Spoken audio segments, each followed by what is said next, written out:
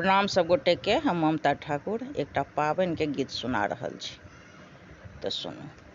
सीता पाबनि पूजू आई जनक जी के आंगन में। सीता पाबनि पूजू आई जनक जी के आंगन में।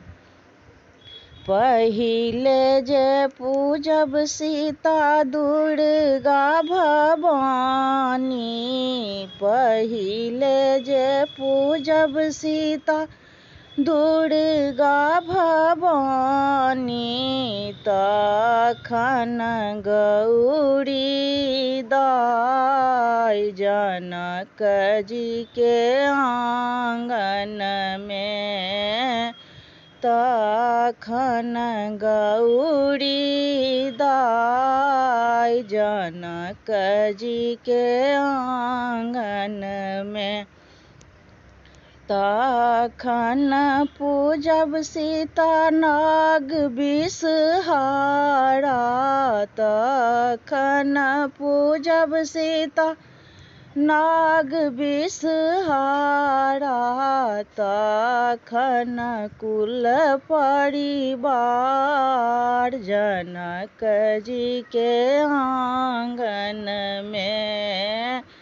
तखन कुल परिवार जनक जी के आंगन में।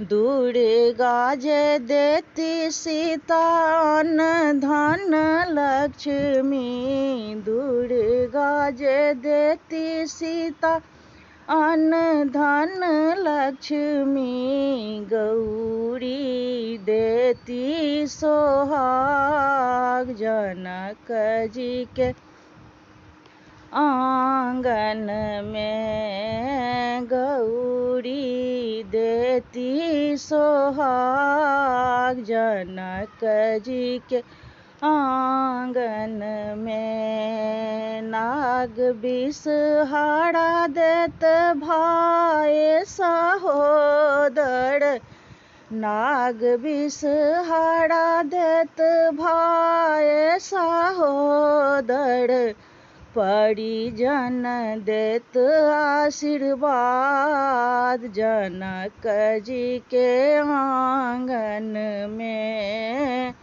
परिजन देत आशीर्वाद जनक जी के आंगन में। सिया पाबनि